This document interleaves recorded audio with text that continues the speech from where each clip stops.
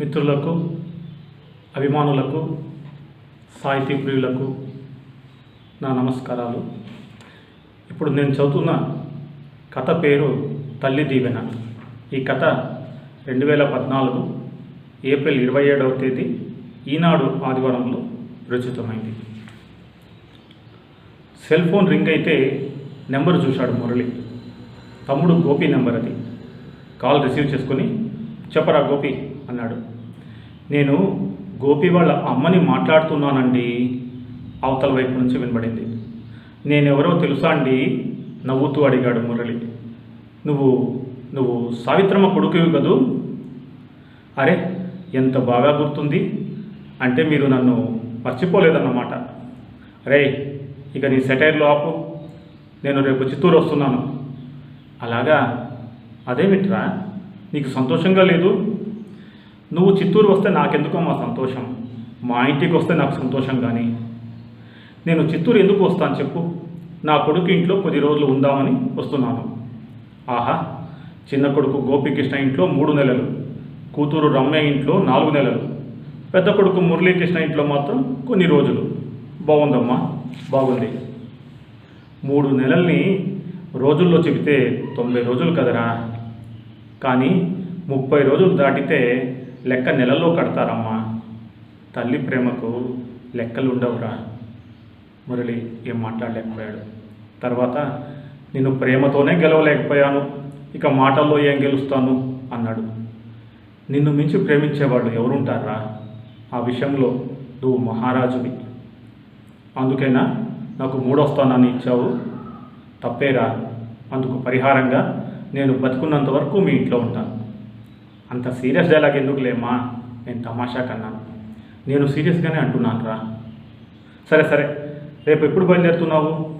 ఉదయం 8 గంటలకు బస్సు కదిలాక గోపి నీకు ఫోన్ చేస్తాడు. అలాగే, నేను స్టేషన్కు వస్తాను. అత్తగారు వస్తున్న విషయం విని శిరీష ఎంతో సంతోషించింది. మనం సాయంత్రం మార్కెట్కి వెళ్ళి కూరగాయలు, పండ్లు తీసుకురావాలి. ఆవిడ మన ఇంట్లో ఉన్నన్ని రోజులు ఆవిడకి ఇష్టమైనవన్నీ చేసి పెట్టాలి అంది భర్తతో. పిల్లలు శ్రీరామ్, శ్రీలతలు కూడా ఎంతో సంబరపడ్డారు. ఆటో ఇంటి ముందు ఆగగానే శ్రీరామ్ వచ్చి మురళి చేతి నుంచి లగేజ్ అందుకున్నాడు. ఇంట్లో అడుగుపెట్టిన సావిత్రికి శిరీష ఎదురొచ్చి చిరునవ్వుతో ఆహ్వానించింది. సోఫాలో కూర్చున్నాక శ్రీలత మంచినీళ్లు తెచ్చి నాన్నమ్మకిచ్చింది. మురళి పిల్లలని అనిపించుకుంటున్నారా మీరు అంది సావిత్రి నవ్వుతూ. సావిత్రి ఆ ఇంటికి వచ్చి నెల దాటింది. రోజులు వేగంగా గడిచిపోతున్నట్లు అనిపించసాగింది ఆమెకు. సావిత్రి ఊర్లో ఉన్న విషయం తెలుసుకున్న మురళి స్నేహితులు, ఇరుగు పొరుగు వారు వచ్చి ఆమెతో మాట్లాడేవారు. మురళి శిరీషలతో తమకు గల అనుబంధం గురించి చెప్పేవారు. ఇంతమంది మనుషుల్ని ఎలా గెలుచుకున్నారా అని అడిగింది కొడుకుని, కోడల్ని. ఏముందమ్మా, కనిపిస్తే పలకరింపు, దగ్గరైతే కాస్త ప్రోత్సాహపు మాటలు, అవకాశం వస్తే కాసింత సహాయం, అంతే మేము చేసింది. వాళ్ళు మంచివాళ్ళు కాబట్టి ఆ కృతజ్ఞత చూపిస్తున్నారు అన్నాడు మురళి.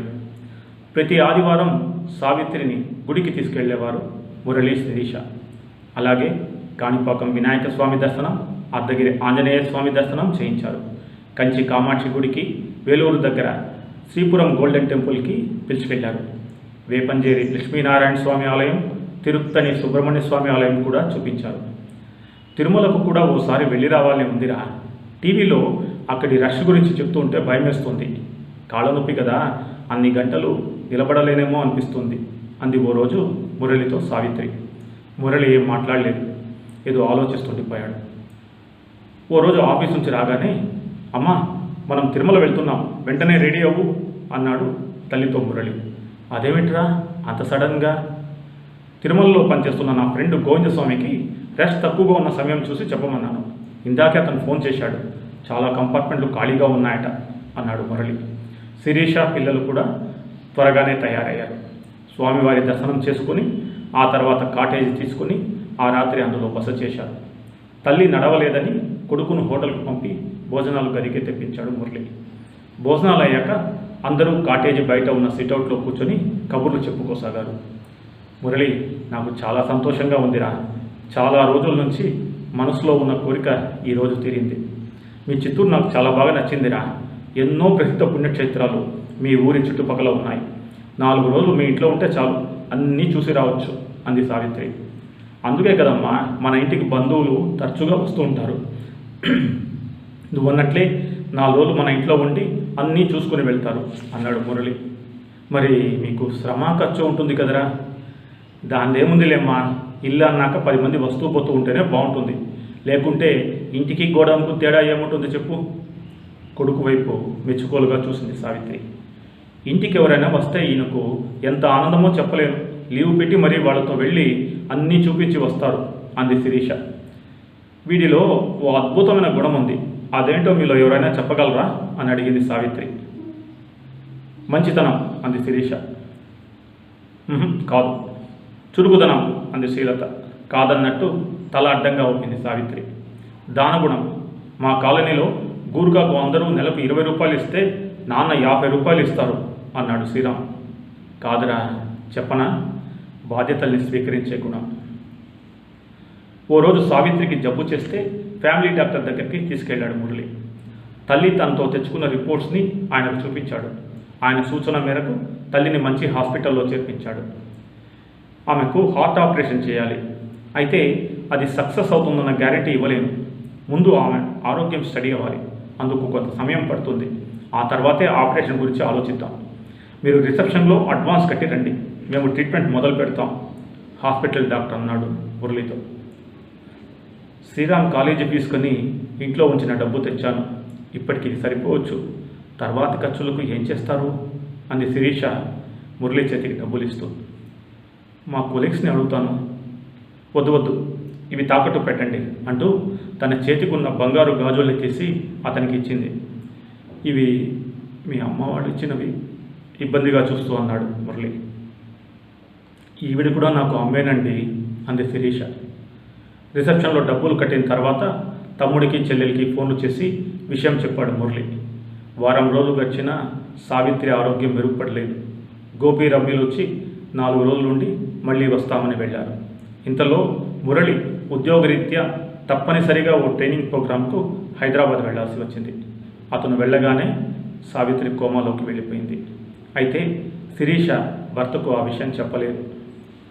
ట్రైనింగ్ మిగుల్చుకుని వచ్చిన మురళి బస్సు దిగి నేరుగా హాస్పిటల్కి వెళ్ళాడు.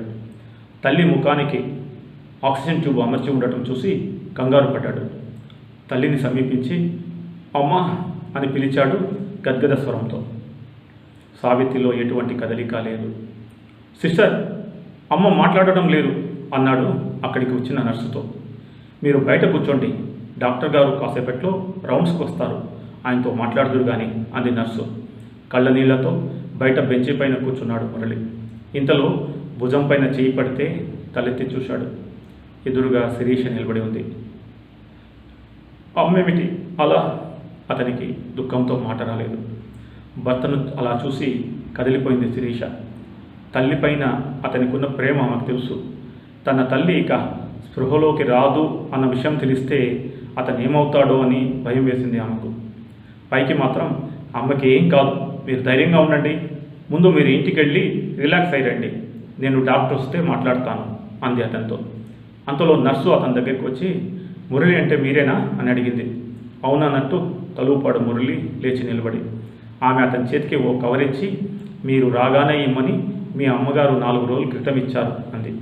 కవరు చించి అందులోని కాగితాన్ని బయటకు తీశాడు మురళి. సావిత్రి అతనికి రాసిన ఉత్తరం అది. బెంచి పైన కూర్చొని చదవసాగాడు. మురళి, నువ్వంటే నాకు ఇష్టం రా. నన్ను బాగా చూసుకున్నందుకు కాదు, మన కుటుంబం మొత్తాన్ని బాగా చూసుకున్నందుకు. 10 ఏళ్ల వయసు నుంచి కుటుంబ బాధ్యతలు నెత్తిన వేసుకున్నావు నువ్వు. ఆ వయసులోనే ఇంటి పని బయటి పని చూసుకునేవాడివి. వ్యాపారం నిమిత్తం మీ నాన్న ఊర్లు తిరుగుతుండేవారు. నువ్వు ఇంటి పనిలో నాకెంతో సహాయం చేసేవాడివి. నాకు ఆరోగ్యం బాగాలేనప్పుడు వంట కూడా చేసేవాడివి. ఇంత చేసినా మళ్ళీ చదువులోనూ ముందుండేవాడివి. మంచి మార్కులతో ప్రతి పరీక్ష పాస్ అయ్యేవాడివి. నీ తోబుట్టువుల చదువు గురించి పట్టించుకునేవాడివి. వాళ్లకు పుస్తకాలు కొనిచ్చి వాటికి అట్టలు వేసి లేబుల్స్ అంటించి వాళ్ళ పేర్లు క్లాసు వగైరాలు రాసిచ్చేవాడివి. వాళ్ళకు సినిమాలకు సర్కస్లకు తీసుకెళ్లేవాడివి. ఆరోగ్యం బాగాలేకపోతే డాక్టర్ దగ్గరికి తీసుకెళ్లేవాడివి. వాళ్లకు నడక మేము నేర్పితే నడవడిక నువ్వు నేర్పావు. ఫీజులు మేము కడితే దగ్గరుండి నువ్వు చదివించావు. అనుక్షణం నువ్వు వాళ్ళ వెన్నంటే ఉండి వాళ్ళను ప్రయోజకుల్ని చేశావు.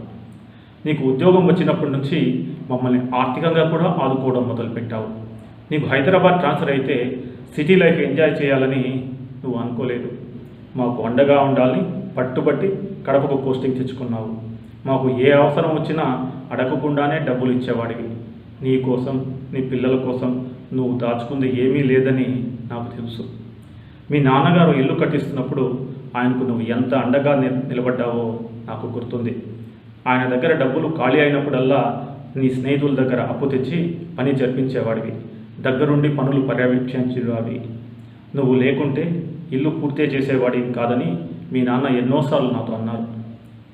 ఆ తర్వాత నువ్వు తీసుకున్న అతి పెద్ద బాధ్యత రమ్య పెళ్లి చేయడం.